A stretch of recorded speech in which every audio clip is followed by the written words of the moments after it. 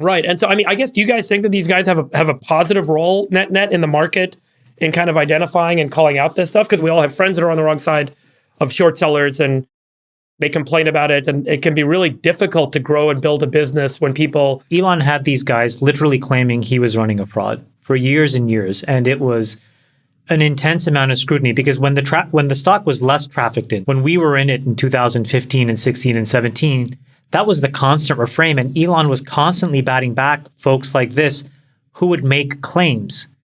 And the way that these guys are allowed to operate is because they use the First Amendment and say, we have the right to say this stuff. I think that shorting falls into two buckets. One is you use it as a hedging instrument.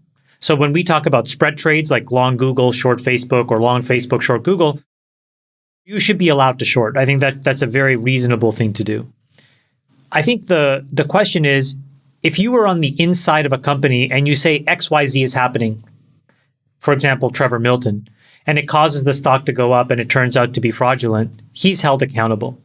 The question is, should there be the same responsibility for people on the outside who, if they have enough distribution, can say the exact opposite of XYZ is happening? In this case, XYZ is not happening, which then causes the stock to go down. Because what the business model of these short sellers is, write a document, it looks very polished and very credible, put on some positions, then put the document out. If the stock goes down, you close it out. In my opinion, I think that short sellers are a really important part of a well-functioning market, or the ability to short.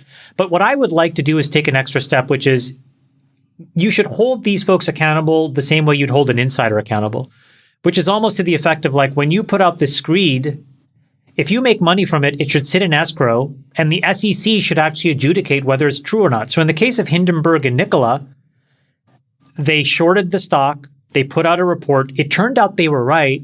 All that money is completely well-earned. Now, what if this Adani thing turns out to be not true, or true? Nobody knows right now, except 50% of the market cap has already been wiped out. So that's where things, I think, are in a bit of a gray area. The last thing I'll say is that if you look at in the developing world, there's a very gray line between some of the leading entrepreneurs and these governments, because these entrepreneurs are doing the work of some of these